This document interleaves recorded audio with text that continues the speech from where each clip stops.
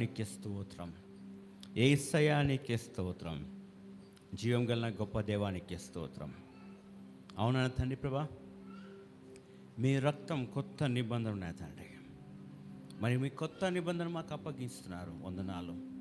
అది ప్రేమ, నిరీక్షణ, సంతోషం, ఉజీవం, విముక్తి, విడుదల మాకు అందరు చేస్తున్నందుకు వందనాలు.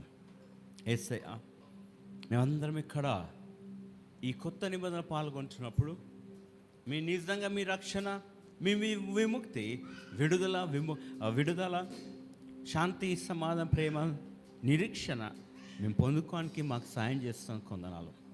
మీ ప్రేమను పొందుకోవడానికి సాయం చేస్తాం కొందనాలు.